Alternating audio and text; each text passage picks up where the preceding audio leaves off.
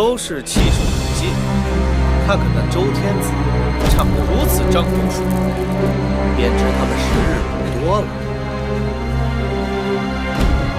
大秦事业犹如大王，似骄阳凌空。从来九鼎迁移，欲使王朝更替。今日寡人就要把这九鼎给搬个位置。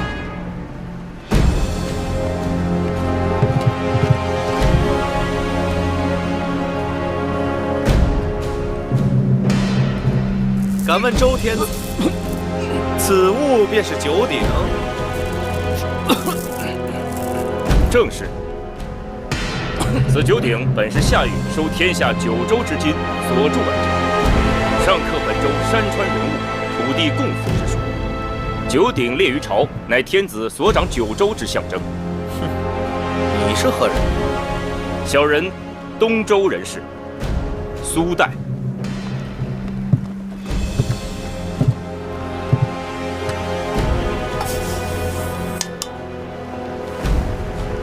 依你们看，这鼎有多重？你们谁能把它举起来？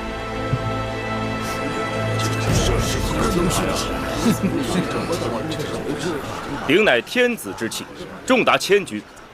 自九鼎铸成以来，除奉天子之命合力抬举之外，凡人岂可轻易举起？哼，笑话！照你的说法，此鼎若非天子之命，别人还碰不得。不是碰不得，是碰了又能如何？寡人不信，有谁能举得起这鼎？好，那寡人就跟你打个赌，如何？你说无人能举起此鼎，寡人却说有人能举起此鼎。若是寡人赢了，此鼎便是周天子输掉的赌注，由寡人带走，如何？天子不要怕，且看他们举试试。好，人比无货猛奔。在，你们上前比试比试，看谁先能把大鼎举起。这，此王鼎父王气系天命，想冒犯此鼎之人，先问问自己有没有这个命，小心遭了天谴。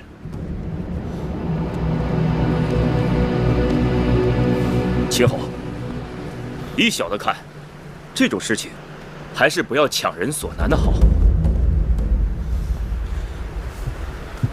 寡人养兵1000日，用兵1时，你们3人究竟谁人能举起此鼎？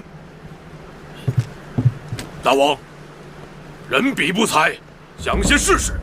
好。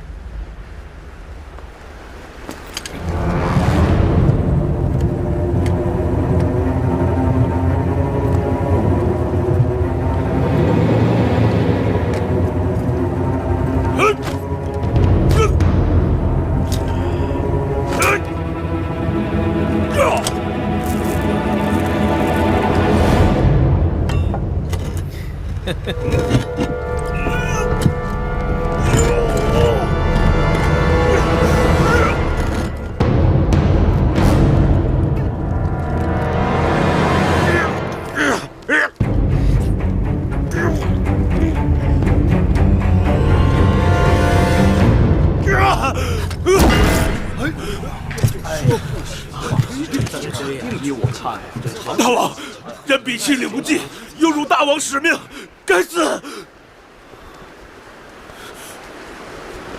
五货，你来。是。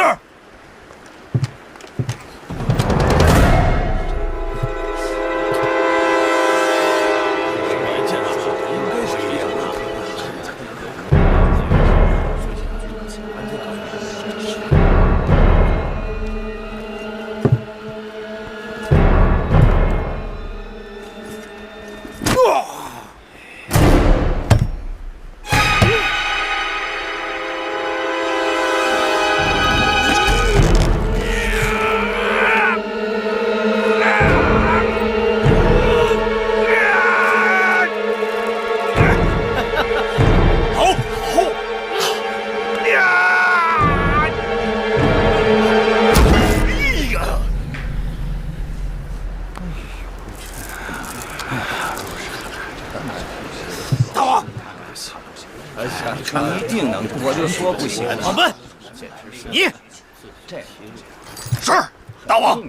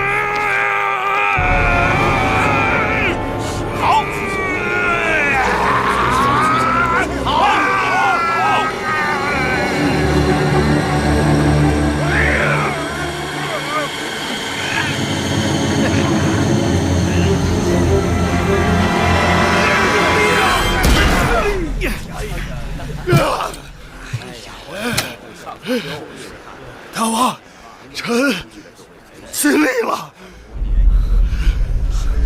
无能。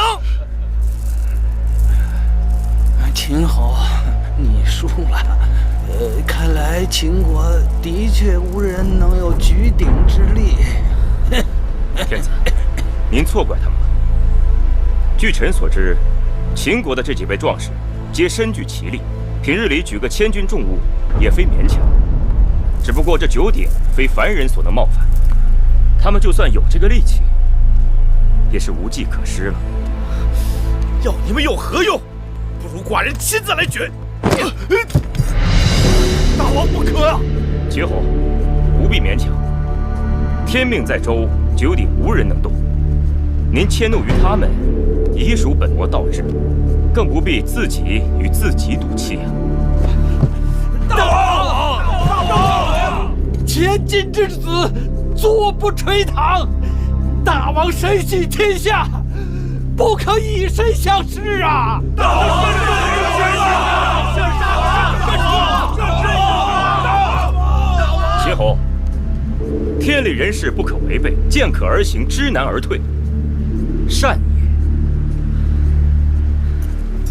也。敢下！寡人既然已经来到洛阳，就不能虎头蛇尾。人比他们并非不能举起此鼎，而是心中胆怯。寡人乃王者之身，自有天命。寡人就不信，天命在这个獐头鼠目的家伙身上，而不在寡人身上。大王，人之以一决，不必再言。大王不可啊！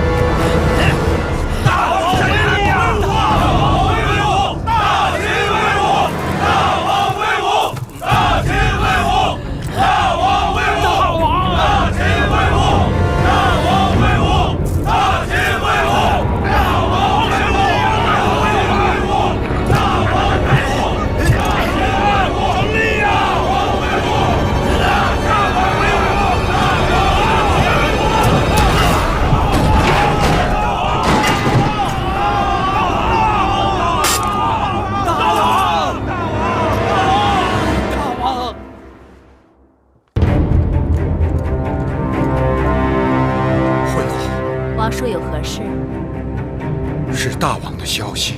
大王从洛阳回来了。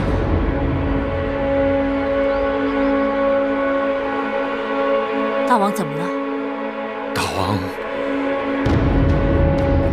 大王在洛阳举鼎，身受重伤。大王没了。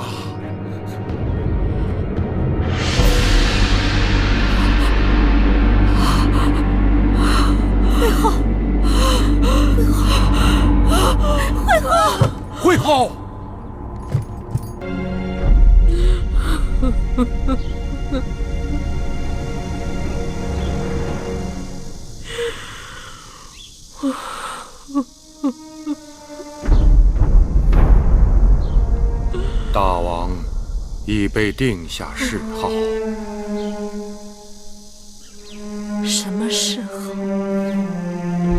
大王一生好武，所以美视为武王。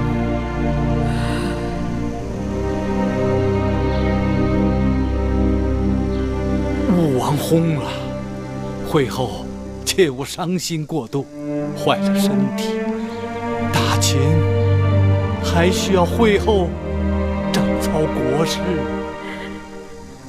我怎能不伤心？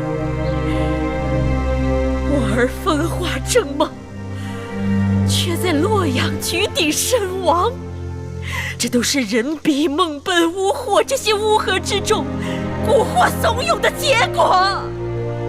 武王过于崇好力士，罗织宠用，才使得这些人无法无天。先王去世，把我儿交于你们辅佐。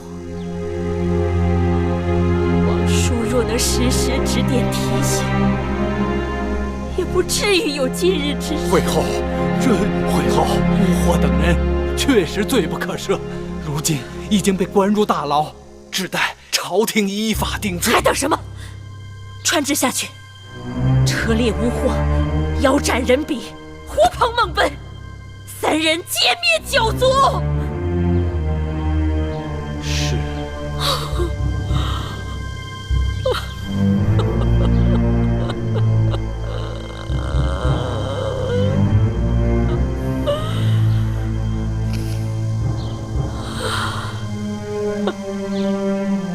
其实我也知道，当儿之死，怪不得你们。但只有处置了乌霍等人，才能让秦国免于天下耻笑。眼下重中之重是大秦的王位，国不可一日无君。会后说得对，武王无后，生前又从未提及储位之事。武王有兄弟10几人，大都各有封地兵马，这让朝中重臣难免担忧。国家大事，非我一深宫妇人可妄言。但王叔不知，武王在世时，确与我提及过储位之事。丹阳君公子壮是已故魏长史之子，多年来一直由我派人悉心照料教导，人品贵重，历练有成，在他的封地丹阳也搞得风生水起。当儿一直看重这个兄弟，曾与我说，若有一日他弃世时无子息，可将王位传于公子壮。公子壮，公子壮性情木讷懦弱，先王在世时，那公子壮就总是人云亦云，亦步亦趋，从不得先王所喜。这骤然提议立他为国君，恐怕难服众人。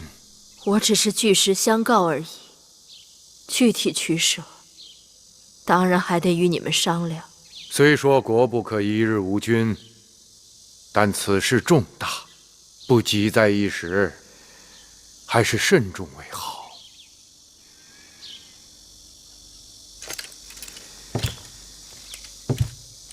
老臣在前朝还有政务打理，就先告退了。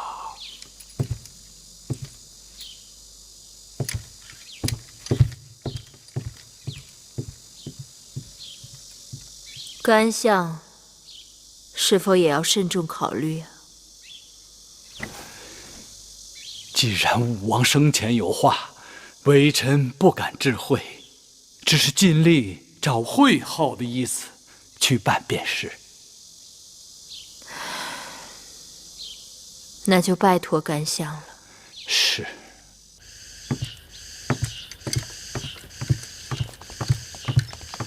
楚离子，武王后，魏夫人，王叔留步，魏仪有一事请教。夫君薨了，这国事都有劳王叔主持，可这王位空置也不是长久之计。不知这新王继位一事何时会有着落？武王后尽可宽心，秦国国君受之天命，都会按照祖宗的规制去办。什么规制？国君薨了，若有太子，则太子继位；若无太子，则后嗣继位；若无后嗣，则……这就对了。都说王叔耿直忠厚，定会秉公办事，果然不错。魏夫人此言何意？若有太子，则太子继位；若无太子，则后嗣继位。武王有后啊，望王叔明示朝堂上下，免得一个个为了争王位争得跟乌眼鸡似的。武王有后？哎呀，王叔竟然不知啊！姨儿她有喜了，武王后有了身孕，也就是说武王他有了后人。那你说这继位之事，这是何时的事情？昨日太医刚刚诊出胎脉，说已经快3个月了。虽不知是男女，但能为夫君留下血脉，自然是欣慰之事。楚离子，那这秦国的国君，既然武王后有了身孕，这继位之事，自当慎重而为。有劳楚离子。老臣告退了。魏仪有了身孕，武王后有了身孕，这立新君一事不得不缓上一缓了。为何要缓？这有了后嗣，按照规制，该相糊涂。后嗣指的是男儿，就算武后有孕，男女未知。再说妇人产子，九死一生，其中变数极大。但王位空置，引得众公子垂涎觊觎，随时可能因互相争执而引发战乱。正是因为如此，微臣才劝会后要三思而行。诸公子得知武王猝死，个个拥兵自重，蠢蠢而动。其中实力最强者为公子华所部，还有几位公子和他结成死党，而武王后和魏夫人背靠公子华的实力，借助腹中胎儿指令天下，轻而易举便可与会后抗衡。既然公子华是根扎手的刺，为何我们不想法子拔掉它？难啊！公子华身为长子，又有军功在身，就算有的公子们心里不服，当面也要忍气吞声。哼，制服这种人，得用巧力。我听说当年齐景公手下有3壮士，力大无比，难以辖制。齐景公将2个桃子赐给3壮士，3壮士因相争而……会后堪称足智多谋。除此之外，既然眼下王位之事是重中之重，干相就不担忧宫外面的那个东西。什么东西？干相不会不知道先王去世之后宫中的谣言吧？会后说的是先王遗诏。微臣当时也有些顾忌，不过追查了那么久，没有任何眉目，或许就是个谣言吧。可我越来越相信，那东西真的存在，还没出来，只因时机未到。会后断了嬴夫人的年俸，他竟然宁可自己开荒种菜种粮，也不肯离开北郊行宫。他死守在那里，难道就是为了守一个承诺？他是在等程兆的人出现，那诏书才有用。这么说，要看紧尹夫人才是。老臣立刻派禁军将北郊行宫围起来，看那尹夫人还有什么手段可耍。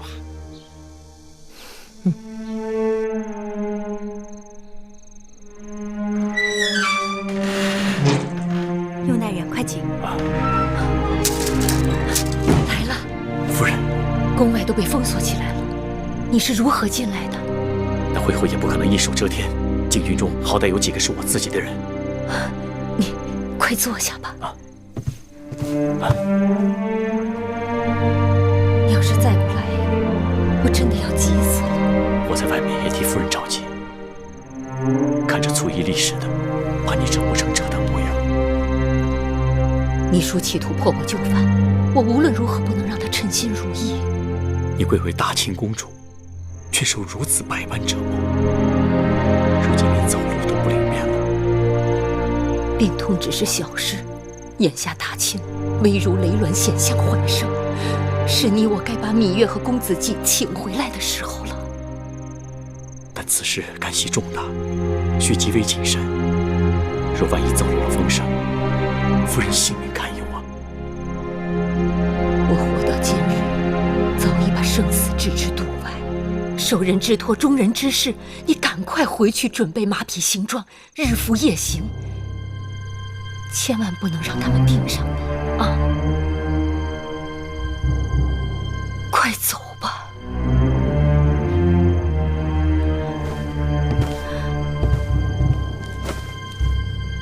夫人，走吧，快走吧。夫人保重。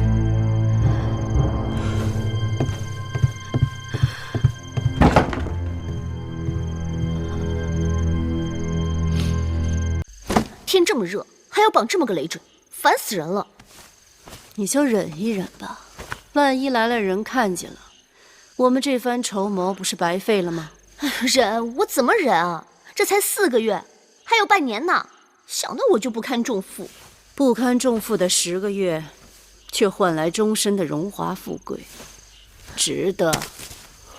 姑母，我人前还要装神弄鬼，然后你就让我松快松快吧。你这丫头这么任性，非要误了大事不可。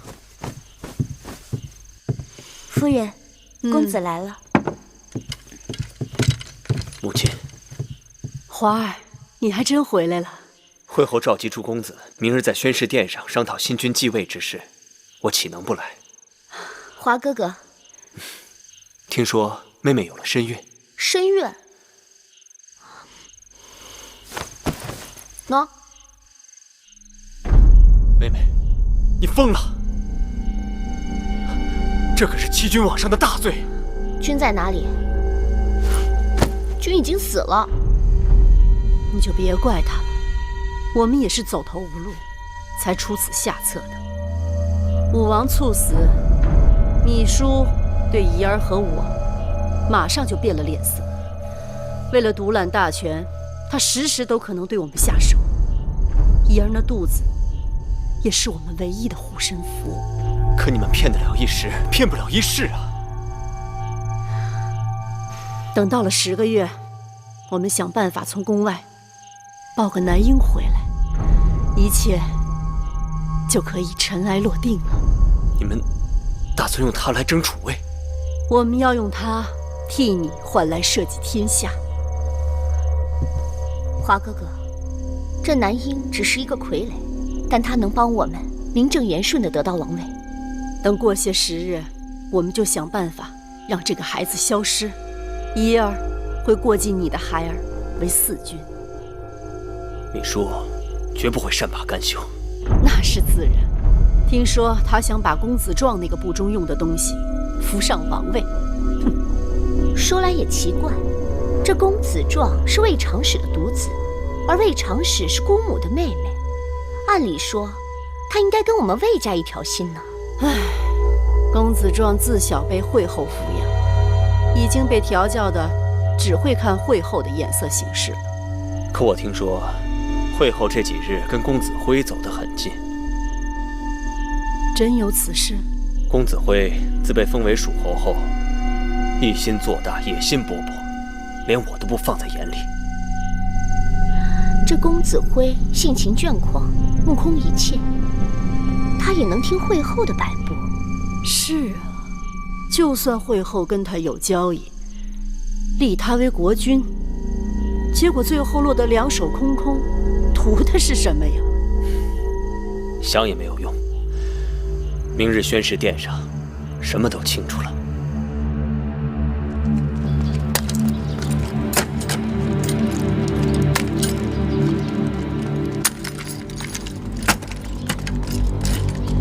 请公子谢见。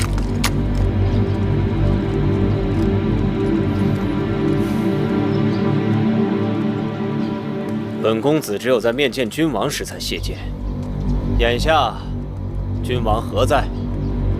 滚开！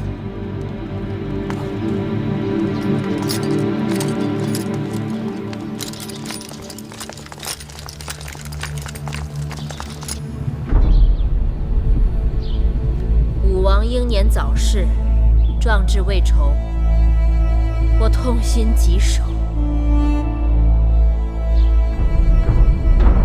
武王刚强直理，志在开疆拓土，肆夷兵符，攻夷圣武。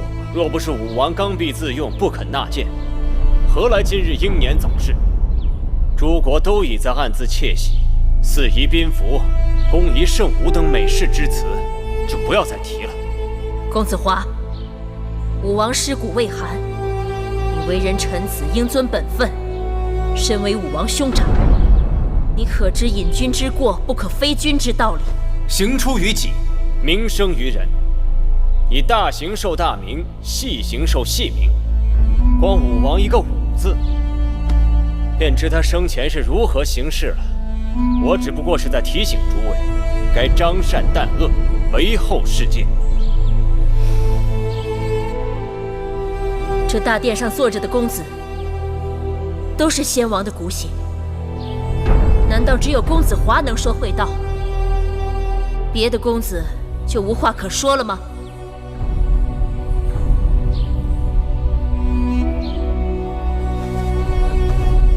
华哥哥，我说两句。华哥哥的见识未免偏颇了。那武字也有危强敌得、克定祸乱之意，明明是夸之多穷之物。创帝，不用遮遮掩掩。公子华，你太过分了。就算武王有所不是，但他仍是你的兄弟，是我大秦的先王。更何况这朝堂之上，皆是我秦国重臣。有你这样说话的吗？你是何人啊？哦，原来是小小蜀侯，一无功标青史，二无积德累善，你算老几啊？你再说一遍！再说一遍又如何？哎，今日请诸位公子在朝堂议事，是为了社稷国本，不可意气用事，因小失大。好了，你们都是兄弟，不要为了小事伤了骨肉情感。这几日暑气重，我亲自酿了一些蜂蜜酒，用冰镇好了，放在大家眼前，来，都尝尝吧。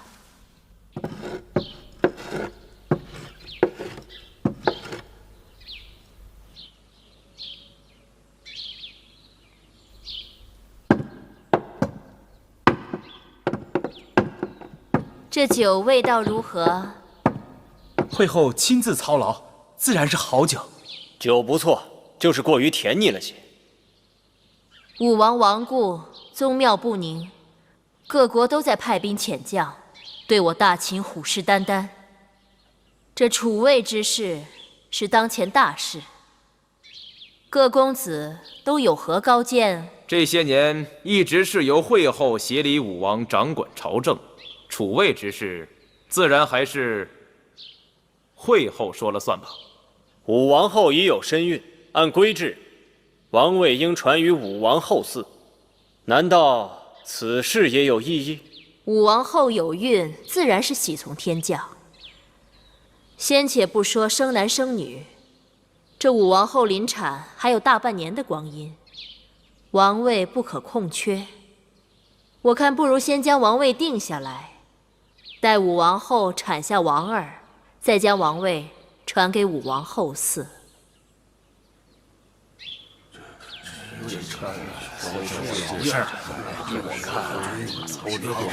此事还有从长计议。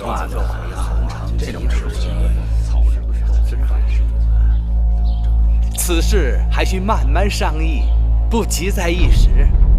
来来来，去火气。你不提我还忘了，佳酿还需鲜果陪衬。我听说宫中果园里桃子都熟了，令人采摘了一些，怎么还不送来？怎么回事？难道桃子没有了？禀会后，桃子有是有，只是今年逢小年，园子里的桃子结得稀疏细小，端上来，只怕会败了众人的兴。世间万物皆由天赐，应当常存感恩之心，哪有那么挑剔？都端上来吧。是。上桃。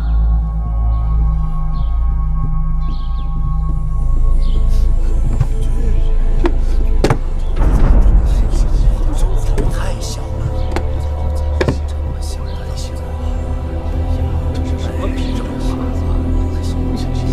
这果子看着是小了一些。哎呦，你看，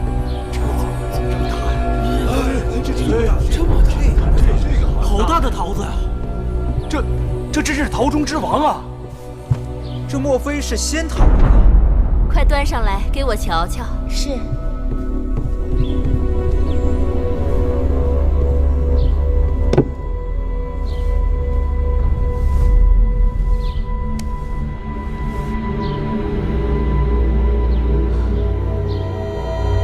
这桃子怎会如此不同？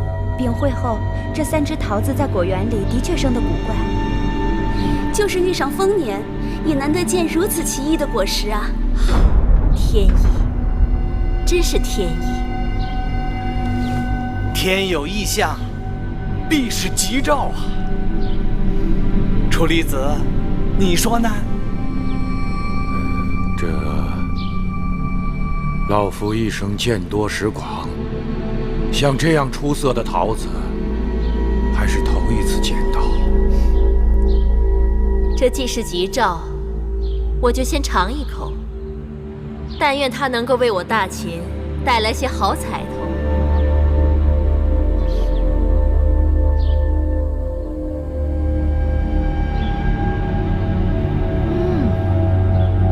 果然是仙桃，芳香四溢，甘甜可口。我这新酿的蜂蜜酒与之比起来，简直寡淡无味。我这儿还有2个仙桃，可不能一人独享。这第2个桃，应该给这大殿中有功之臣。你们看，会后说的是啊，应该赏给有功之臣。是啊，依你看，应该赏给谁？此人无可争议啊，自然是处离子了。身为王叔，辅佐2代君王，功高盖世啊。甘相谬赞，微臣不敢当。王叔实至名归。谢会后。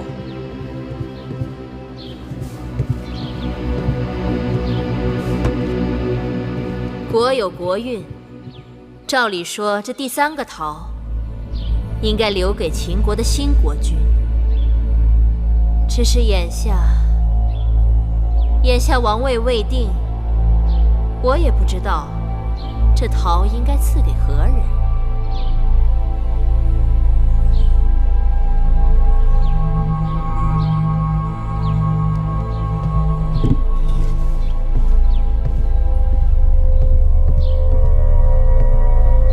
既然只有1个桃子，那不妨大家论功行赏。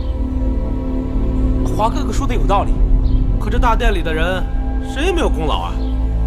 只论功劳，不论德行，这有违君子贤臣之道啊！在下蜀侯嬴辉，早年曾随武王和干相安邦定国，汗马功劳。封侯后悉心管理巴蜀，保境安民，百姓安居乐业。巴蜀兴，秦国兴，这个头自然应该是归我。公子辉当众招得表功，可惜功劳却寥寥无几。征讨魏国，谁是监军啊？函谷关大战你又在哪里？北扫义渠，西平巴蜀，东出函谷，南下商於，战战都有我嬴华的心血。这大殿上的诸位公子，哪一个敢说他在大秦的功勋册上能与我平起平坐？没错，大哥身为长子，战功赫赫。对，大哥为人公正，有勇有谋，我等愿为大哥马首是瞻。哎呀，你们知道个屁！当年父王为什么没有立嬴华为嗣？啊？就是因为他不遵秦法，在封地与旧族勾勾搭搭。嬴华他有功，哼，无德。你算有德？你在巴蜀横征暴敛，巧取豪夺，肆意搜刮民脂民膏，信口雌黄！你区一个横门军，敢在这里狂犬吠日！哎，二位公子的话也都各有道理，二位公子都是功勋卓著，在老夫看来，这个桃子还是二位公子分食了的好。干相，这桃子可以分食，王位不可以分呐！你这哪是在劝和呀？这个桃子我吃定了。休想！朝堂之上，岂能住手！荒唐！你们都住手！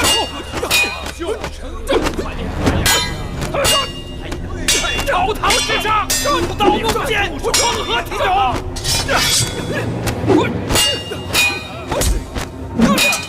来人，把他们都给我拿下！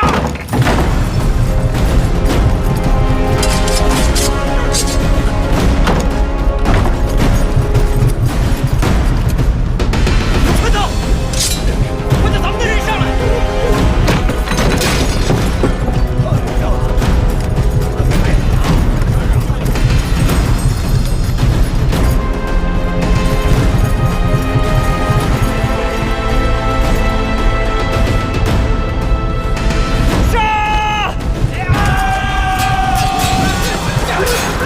别打了，都别打了！外面的人是哪来的？都是公子华的人呐！这东门外有禁区把守，他们是怎么进来的？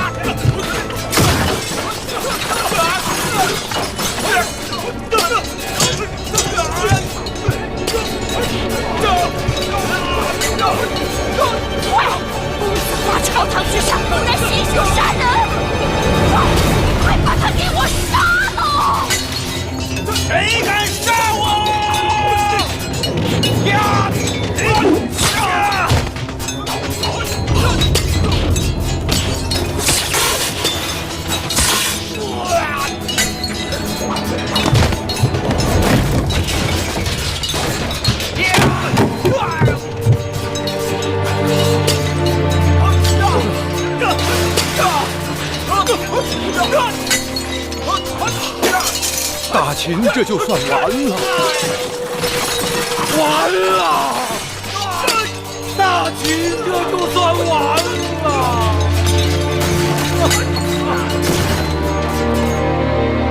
夫人，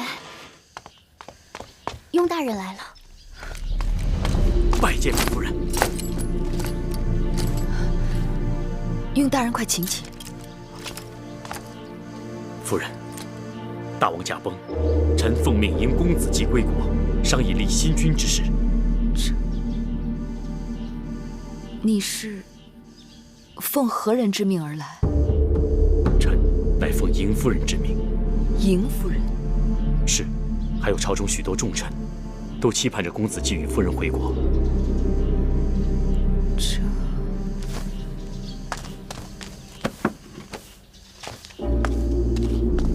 秦王嬴荡虽然已经驾崩，可先王留下10多位公子，就无人可立吗？据传，王后魏有了身孕，但因不知男女，秘书想推举胆小懦弱的公子壮为新君。朝堂上渐渐分歧，如今已乱成一团。诸公子为争位，无人甘拜下风。刚得到眼线急报，列国纷纷派出人马前往秦国边境，打算趁火打劫。我大秦眼看就要支离破碎。如此险象环生，无人主持朝政吗？坏就坏在主持朝政的秘书身上。我在路上听说，本来诸公子在朝堂之上也只是口舌之争，没想到秘书和甘茂定下毒计，以一只桃子作为诱饵，挑逗叔和公子辉与公子华争夺王位。于是，宣誓殿演变成诸公子的练武场。公子辉血溅5步，当场毙命。本来诸公子齐聚咸阳，就危机重重。这种关头，只宜安抚，岂可挑起杀机，自招祸患？大秦之乱，就始于秘书的私心。他只想弄个人在大王的位置上当摆设，由他来把持朝政。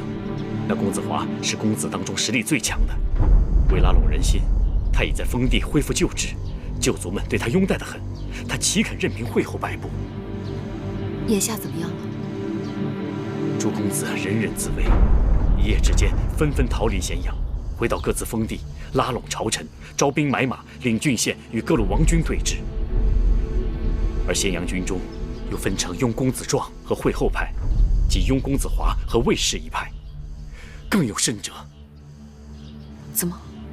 巴蜀之地因蜀侯辉猝死，再起叛乱，而义渠那边所占的几10个城池也一起反了。这么说，秦国已经四分五裂，狼烟遍地。各国诸侯都认为秦国已经完了，他们不愿意再浪费自家的军力，所以将人马纷纷驻扎在函谷关外，坐山观虎斗，看着秦国自相残杀，盼着秦国实力自我耗尽，打算在最后一刻冲进去，瓜分秦国国土。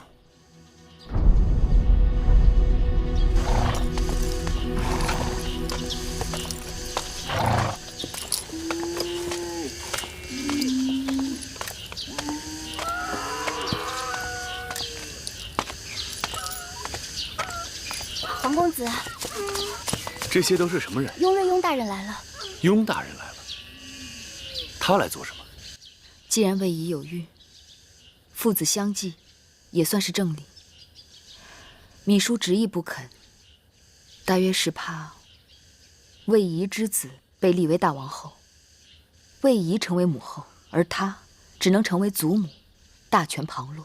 武王后身后有魏夫人支持，公子华又手握重兵，更加上魏国的干涉，芈姝的担心有其道理。芈姝的身后有楚国的势力，而诸公子的身后亦或多或少有诸国势力的身影。秦国的江山就要被他们分食一空了。夫人，大秦朝不虑夕，全凭夫人和公子出手力挽狂澜。此话怎讲？雍大人，你不远万里来找我们，岂不知我和继儿的身后却是什么都没有，空空如也。夫人或许不知，先王临终前曾有一道遗诏托付给嬴夫人，说若来日国中诸公子争位，当立公子继为王。你说什么？夫人，难道猜疑永瑞的话有伪？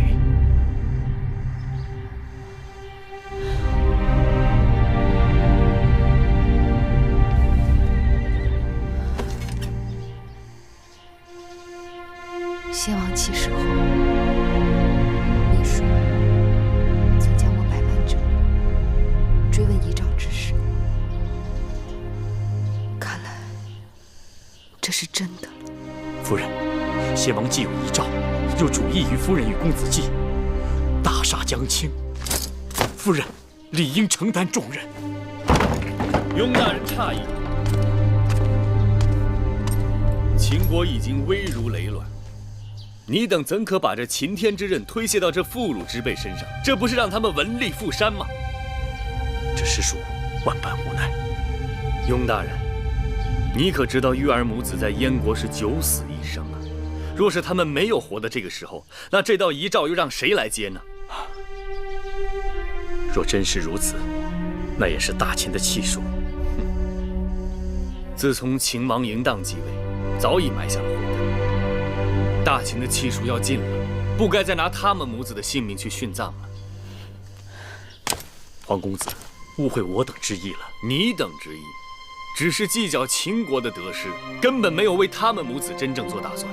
公子对夫人情深意重，可雍瑞也非暗世其心之人，怎么可能看着夫人白白去送死呢？好，既然你等在为他们做打算，那就说说你们的打算。玉儿母子一无兵马，二无封地钱粮。就算是有这道遗诏，若是朝中无人奉诏，那也是无用啊。朝中臣子都是先王亲自选拔，对先王忠心耿耿，人心趋利。他们对先王忠诚，那是先王可以给予他们荣华富贵。而如今呢，众公子争相拉拢他们，若是手上没有一点足够的筹码和他们交换，谁会真心在意他们母子？楚离子如今怎么样？楚离子东奔西走，四处调停，心力交瘁，如今已病倒在榻。这就是楚离子一心一意追求的政局安稳，内乱不治，外患不平，却姑息武王和弄臣，排挤忠良，妄求平稳，如今也是自食其恶果了。我离开咸阳时，曾见过楚离子。他说什么？他知道我要来燕国，什么也没说，将通关符节给了我。恐怕这咸阳城上上下下，大秦的朝臣呢，真心真意能为月儿和继儿着想的，只剩你、魏冉和司马将军了吧？魏冉是司马错将军的心腹，这些年他们东伐西讨，征战无数，在军中颇有些威望。我雍氏虽不是大权在握，但也是大秦的弑勋之臣，与其他家族有些往来。这是杯水车薪呐。还有，魏冉当年曾和赵国国君父子一同护送义后入燕，私交甚好。芈夫人与义后也是情谊深重，也许到时候燕国和赵国秦人争位，不要指望借他国兵马相助，否则的话，纵得王位，却可能输了江山。雍大人，你能保证你带月儿母子回秦国是条活路吗？雍大人见谅，我已备好了马车，明日一早带月儿母子接到齐国回楚国。月儿母子身担力薄，难担柱石之计，委屈雍大人白跑一趟。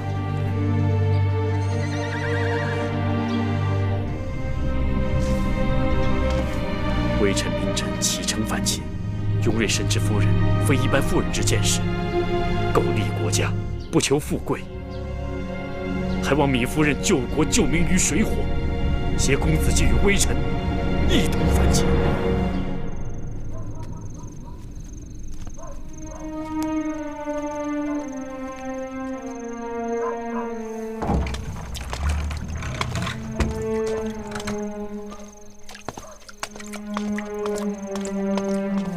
我洗漱歇息吧，明日还要早早上路呢。是啊，我们该走哪条路？夫人心里没有主意吗？往东南是回楚国，往西是回秦国。夫人就只能走一条路。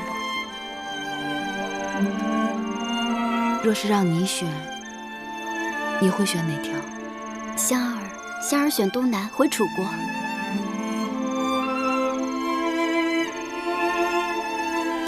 香儿离家多年，想回家了。树高千丈，叶落归根。夫人不也曾梦回楚国吗？如今又有了黄公子，我们跟着他，可以在楚国安身立命，顺顺当当的抚养公子长大成人。你也这么想？黄公子与夫人情投意合，我们看着心里高兴。继儿睡下了吗？早就睡下了。公子今日在仿写7国不同的文字，看他把这案几弄得乱乱的。你先放那儿吧，我还想再坐一会儿，一会儿我来收拾。你也累了一日了，快去歇息吧。夫人也早些歇息。去。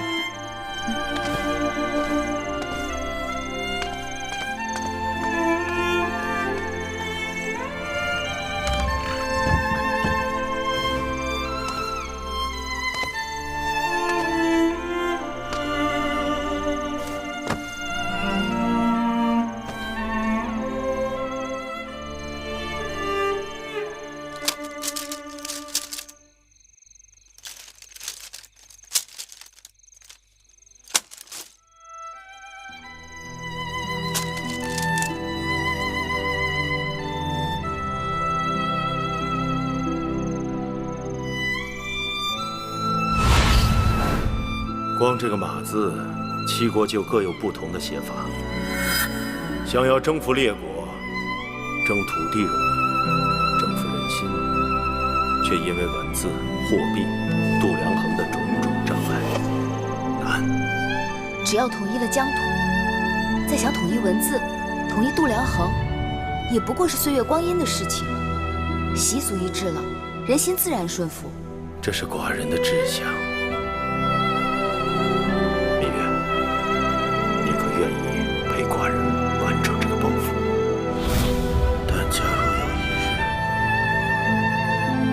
大秦需要芈月扶持，你万万不可以再推辞。大王，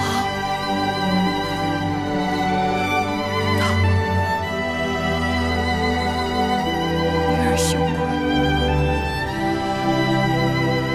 女儿有负你的期望重托了。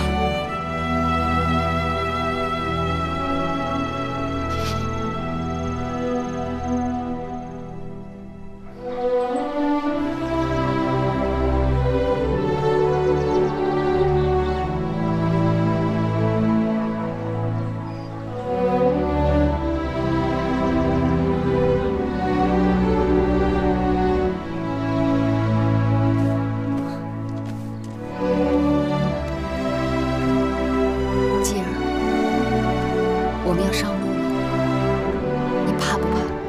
母亲不怕，继儿就不怕。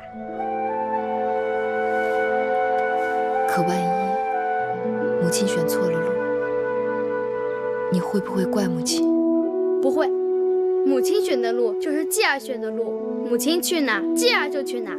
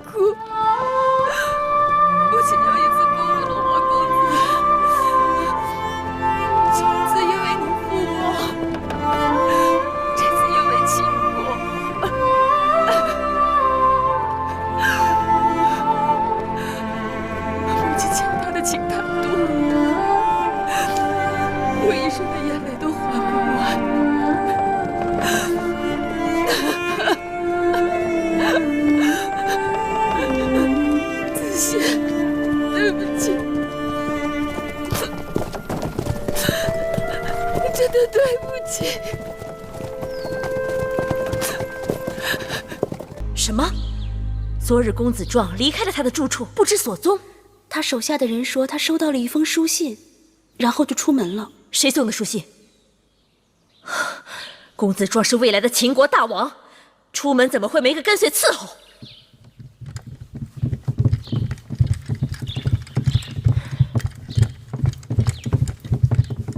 会后，甘相来了。会后，免礼。甘相，我刚刚听说魏夫人和武王后已经答应与我们联手，并说他们有一份大礼要送我。甘相看此事，此事来得突兀。那武王后没有几日就要临产，他们一直想借婴儿一步登位，怎么骤然改变了主意？会不会是他们听说芈月在我手里，公子壮登基已成定局，顺水推舟？也有道理。会后擒住了芈月，魏夫人和武王后主动归附，这算得上是双喜临门呐。那个义渠君此刻在何处？在大殿外等候。宣他进殿。慢。会后，想那戎狄野人哪懂一点礼仪规矩，必须调些禁军进殿，以防万一。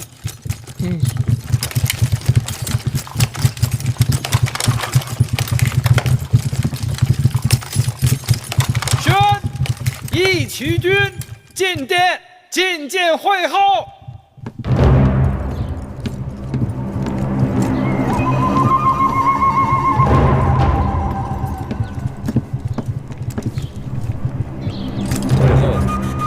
不必多礼。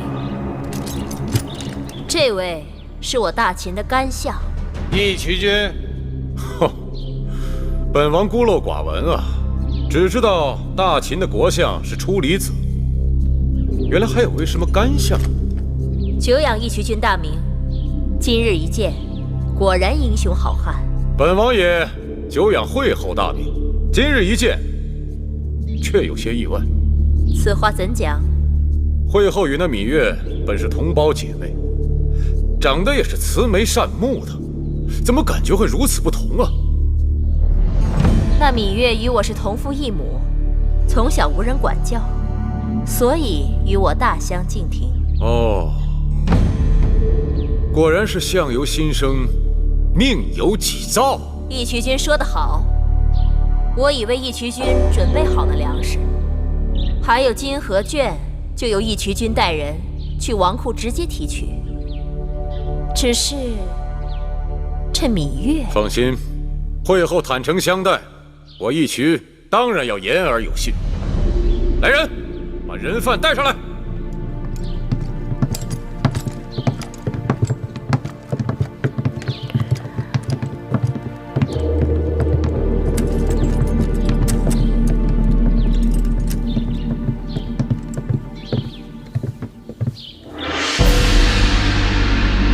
义渠君，这芈月乃我大秦朝廷重犯，却身无镣铐束缚，你们义渠人对待人犯是不是太过优渥了？那要看他身价如何。如今的芈月，那可是价值连城啊！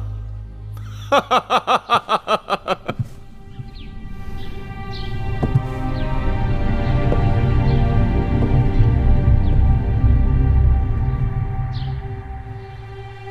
芈月妹妹，多日不见，别来无恙。多谢会后惦记。你终于回来了，这一日我苦等良久。我也曾揣测过再次与你见面的场面，没想到会是眼下这般情景。让姐姐好好看看。自打6岁，在父王的大殿与你相识，转眼快30年了。物是人非啊！你说的对，我有今日，无论好坏，都拜你所赐。怪只怪老天，让你我相生相克。既然姐妹一场，此此时你若心生悔意，跪倒在我脚下向我告罪，我虽饶不了你的性命，但可以给你一个体面的死法。你就算杀了我，你仍然掌控不了大秦的天下。你别拿先王的遗诏吓人。我已调查许久，若真有那遗诏，早就出头露面，有迹可循。我也曾想过，或许遗诏在你那儿，那就更好了。只要你死了，那遗诏就会跟着你灰飞烟灭，销声匿迹。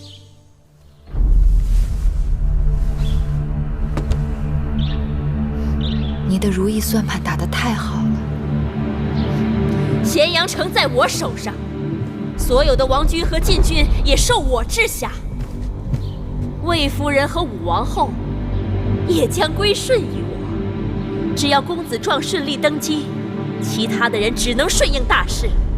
你不要以为你那个弟弟魏冉会来救你，我即刻下令发兵围剿。过不了多久，他们就会去黄泉路上与你作伴。你做不到。能否做到，反正你是看不到。芈姝，可怜你愚钝如此，你本非歹毒之人，却为了点滴私欲弃明投暗，偏偏一条路越走越黑。你害了你的孩儿嬴荡，更害了大秦。先王若是地下有知，如何饶得了你？好个芈月，不见棺材不落泪。珍珠，张嘴。是。你干什么？放肆！义渠君。会后你不要忘了，芈月眼下还是我的人。你想要的我全都给了你。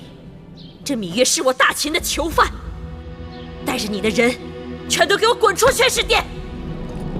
大秦乃礼仪之邦，会后是你请我来的，就不该轻易下逐客令吗？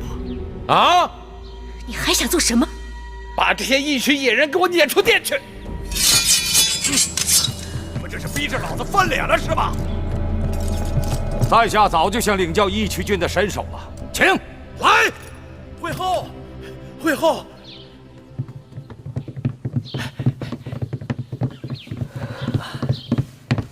武王后和魏夫人给会后送的大礼到了。他们送的什么？让微臣替会后看看。有劳了。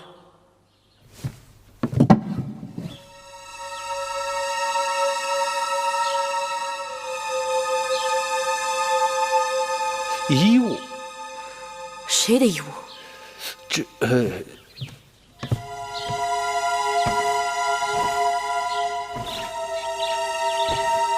是公子壮的。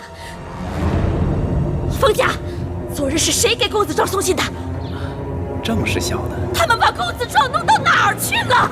小的只是奉武王后之命行事，公子壮出宫之后的事，小的一概不知。好你个冯家，我待你不薄，提升你为患者令，你居然忘恩负义，卖主求荣。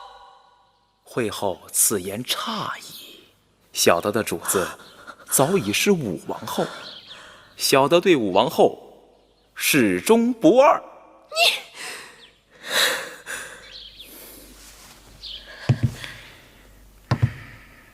大监冯甲，恭迎武王后魏夫人进殿。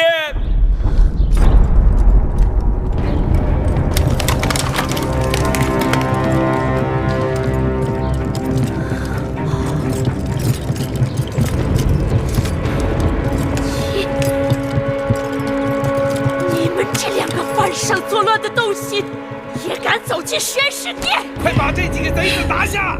谁敢动？武王后怀的可是大秦的储君，有2个脑袋的，过来试试。义渠君，会后答应给你的东西，我们一样不少都给你，再加万金。你把芈月交给我们如何？那你先把你的万金抬上大殿再说。我们武王后拥有大秦天下，哪儿在乎这点金银？快来人呐，把芈月用链子锁起来，关进囚笼。放肆！芈月是会后想要的人，岂容你们染指？抢人呐！你不看看老子的剑，答不答应？至于会后，武王后马上就要生下武王的子嗣，你也该交权了。只要我还活着，你想都不要想。会后，没法子。会后，再过几日，这宣誓殿就有新王了。哎呦！我殿下，魏夫人，还等什么？即刻将人抓起这些妖言惑众、企图篡位之徒！干相，识时务者为俊杰。新王即将登基，武王后对每一位老臣都寄予厚望。你们把会后请回交皇殿，这宣誓殿也让他坐得太久了。会后乃先王遗孀，你们休得无礼！谁敢再往前一步，格杀勿论！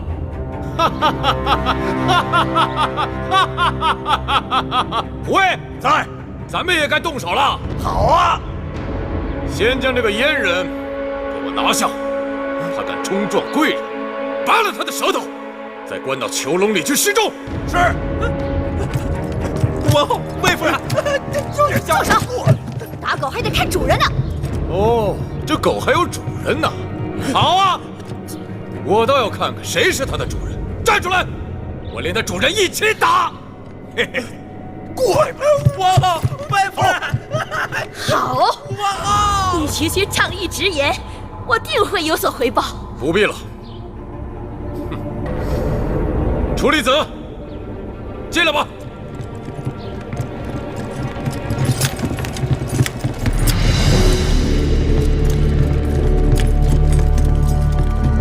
楚离子，司马将军，你们怎么来了？臣奉先惠文王遗诏，迎新君继位。哪来的遗诏？哪来的遗诏？武王后身怀大秦未来的储君，就算是先惠文王有什么遗诏，你们也应该跟武王后知会一声。魏夫人不说我还忘了，武王后身子沉重，十分辛苦。只可惜，储君在哪里？难道你们还要继续耍这骗人的把戏吗？你说什么？我说什么？我说什么？你们应当心里明白。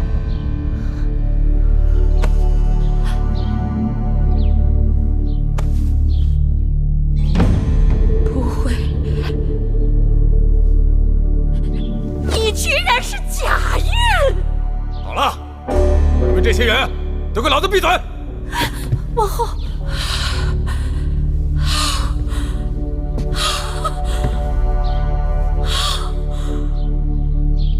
芈夫人，请吧。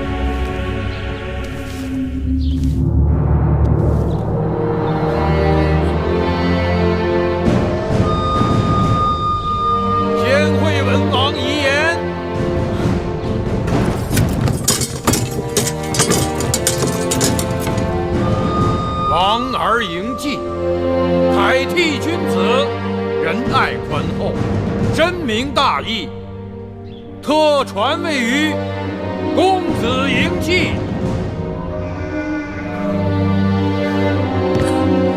恭迎新王上殿！恭迎新王上殿！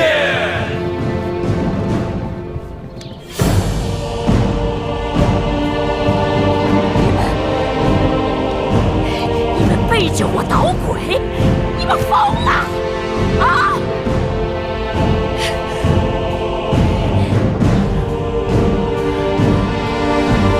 拥戴这么一个黄口小儿，他非嫡非贤非长，为什么？奏魏后，武王后、魏夫人回宫。是。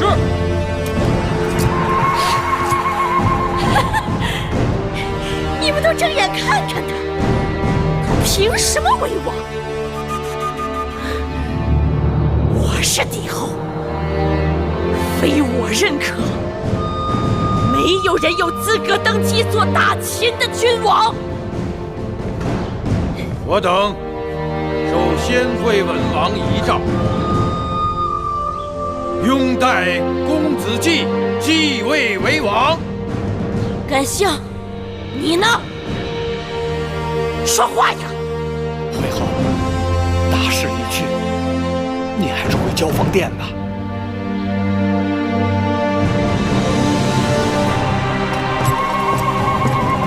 好。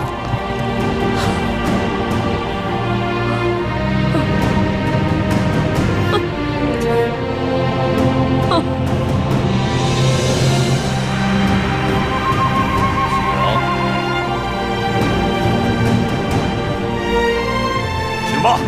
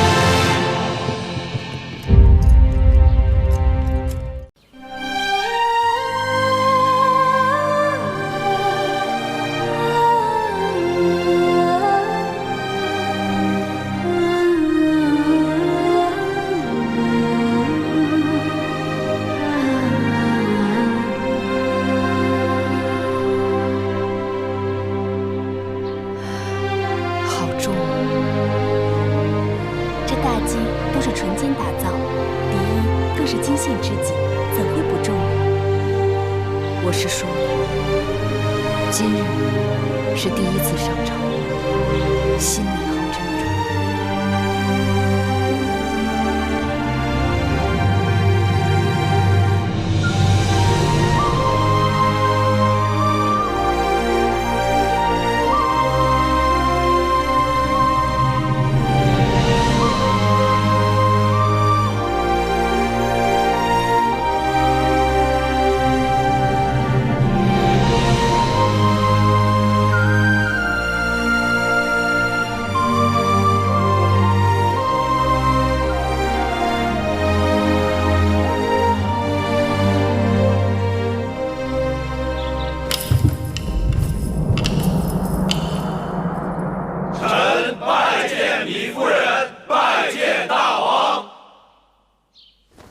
诸卿免礼。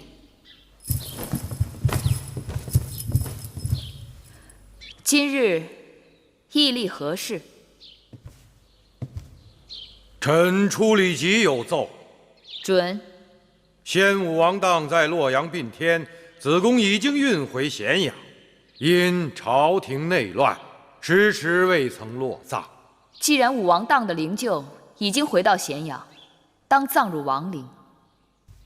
是。会后所言极是。甘相，你说什么？微臣说会后英明。芈月糊涂了。甘相先前一直尊芈姝为惠后，何以又尊我为惠后？芈姝失德，当废尊位。如今大王正位，当尊您为正位，为母后，复先王氏为惠文后。芈月最恨人云亦云。既然惠后之称已被占用，那芈月懒得去争抢，还是免了吧。我们做臣子的，总得给大王之母后一个尊位。尊不尊在心里，不在嘴上。臣以为，芈姝以惠文后身份行令数年，未免混淆，当为芈夫人另拟一尊号。臣赞同雍大人之言。臣也赞同。这雍大夫之言的确有道理，臣也赞同。既如此，不知诸卿拟何尊号？武王以君王之尊而效匹夫之举，因之与命，令得秦国大乱。此乃芈姝教子无方，有失母德。想当年周武王英年而逝，一下成王年幼，幸得母后王姜辅佐，匡正王道，从而成就周氏江山数百年，至今不灭。周氏三母称太任、太姒、太姜，臣以为当以太字为尊号，称太后。太者大也，也作太字，而以为形容未尽之意。故以太字为最尊，王之储为太子，王之母当为太后。臣以为芈姝有失母德，太后当尽母职，代王摄政以匡正王道，行古人未行之新政。故建议自今日起，王之母当不负前王谥号，另行单独称为太后，不知可否？臣以为魏冉将军、雍瑞大夫所言甚是。初离子以为如何？臣但遵王意。既如此，自今日起就尊圣母为太后。寡人年纪尚小，为了大秦王业，当由母后临朝称制，代掌朝政。臣拜见太后，愿效忠太后，凡有所命，誓死相随。臣拜见太后，愿效忠太后，凡有所命，誓死相随。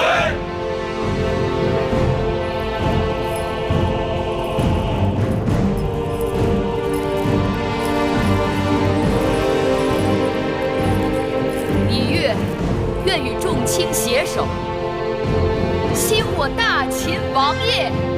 兴我大秦王业，兴我大秦王业。公元前306年，在魏冉和初里吉等人的支持下，秦昭王嬴稷登基。因其年幼，其母芈月听政。自此开端，中国历史上有了第一个太后。芈月开始了长达41年的执政生涯，史称宣太后。